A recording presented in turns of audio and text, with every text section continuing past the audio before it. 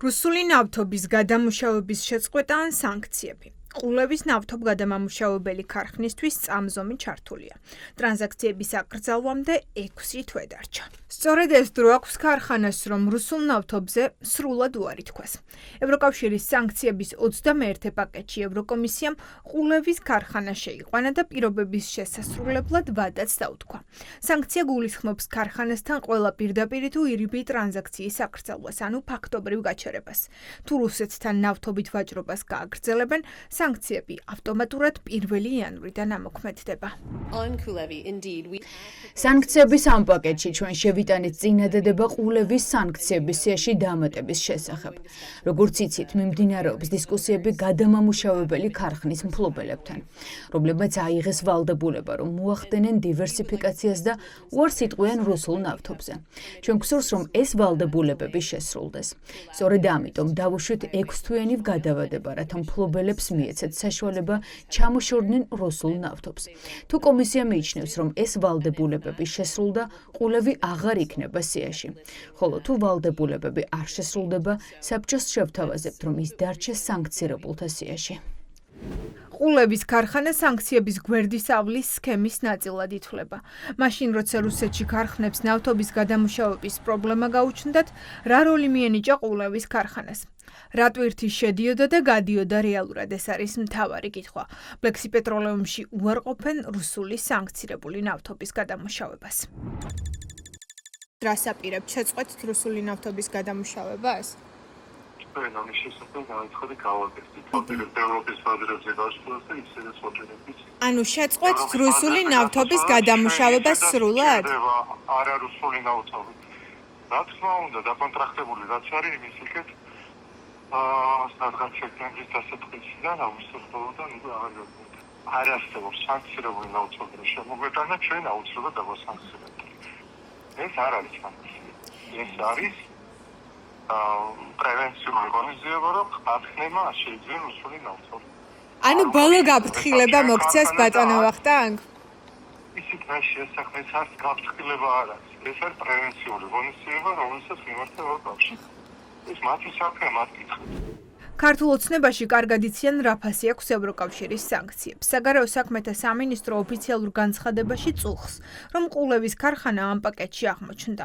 მაკა ბოჭორიშვილის უწყება წერს, რომ ამ სანქციებს საფუძველი არ აქვს და იმედოვნებს, რომ ევროკომისია 6 თვეში გადაწყვეტილებას გადახედავს.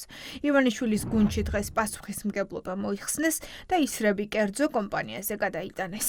ახლა თუ შარჟზე არ არის ევროკავშირი და ისევ რაღაც ხელის გადაგრეხვის პრინციპით არ იმოქმედებს, ჩვენ არ შეგვიმჩნევია, რომ შეგვემჩნევია, ყოველ შემთხვევაში მე რა ინფორმაციაც მაქვს. ანუ მსგავსი ჩვენ არაფერი შეგვიმჩნევია, თორე აუცილებლად იქნებოდა რეაგირება ევროკავშირამდე, იქნებოდა ჩვენი სანქციების ზუსტად და სისხლის სამართლის პასუხისმგებლობაში მიეცემოდა არაერთი პირი. ქართულ ოცნებაში ამტკიცებენ, რომ ეჭვიც არ შეპარვიათ ყულევის ქარხნის საქმიანობაში. არადა ტერმინალში შესული გემები და ტვირთები უნდა გამხდარიყო ეჭვის პირველი საფუძველი. ოქტომბრიდან მოყოლებული ჯერ რუსნეფტის ნავთობი შემოიტანა ტანკერმა კაისერმა ყულევში.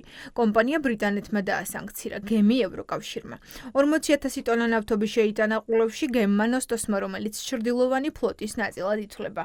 მას შემდეგ იყო უკრაინის მიერ სანქცირებული ტანკერი სილვარი და ისევ რუსული ნავთობი. ყულევის ნავთობ გადამამუშავებელი ქარხანა არის მთლიანად საქართველოს მთავრობის, ასე ვთქვათ, კურატორობის ქვეშ.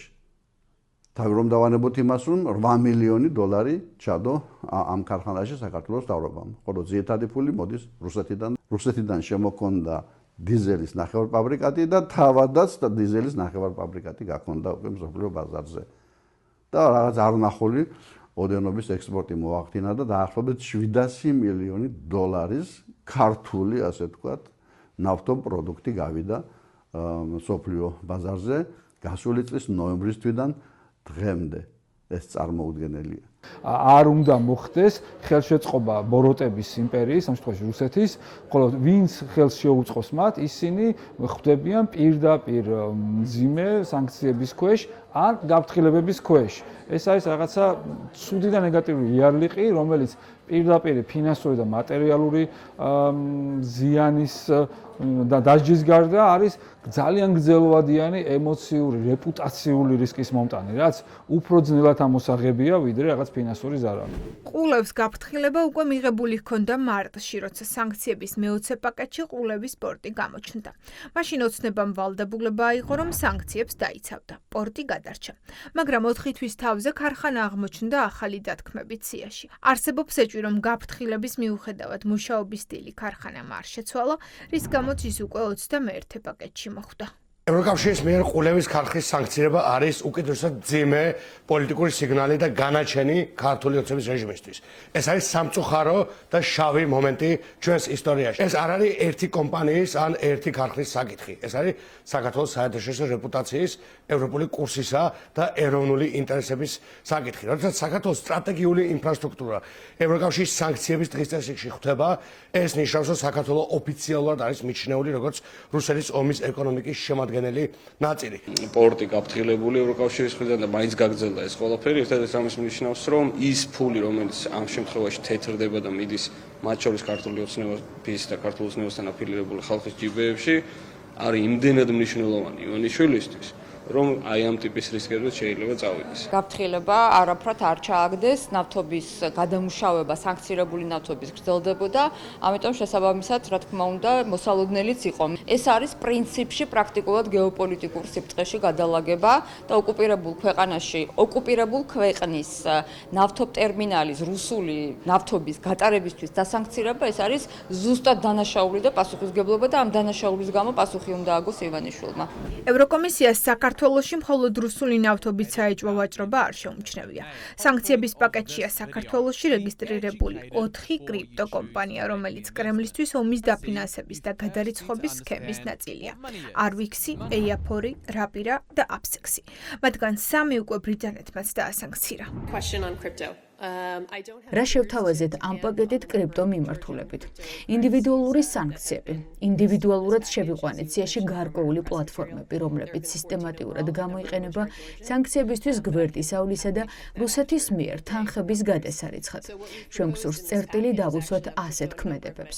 შემოვიღეთ ახალი ზომა, რომელიც მომავალში საშუალებას მოგცევს სანქციების სიაში შევიყვანოთ ის ქვეყნები, რომლებიც სისტემატიურად მასპინძლობენ სანქციების გვერდისავლისთვის განკუთვნილ კრიპტო პლატფორმებს.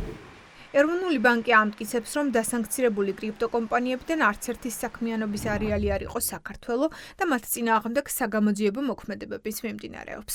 ეკონომისტები მიიჩნევენ, რომ ეს მხოლოდ ფორმალობაა და რეალურად საქართველო რუსული კაპიტალის გათეთრების ეპიცენტრად იქცა. ძალიან დიდი რისკის ქვეშ ვართ საქართველოს სახელმწიფო და მე მოუწოდებდი ქართულ ოცნებას მოეშვას ამ ცეცხლთან თამაში და მას შემდეგ რაც ზემოდან, ასე ვთქვათ, მართველობიდან წამოვიდა თანხმობა, რომ ჩვენ უფრო აქტიურად დაუჭიროთ რუსეთს მხარი, მეტასტაზებივით გავრცელდა ეს სქემები, ხო?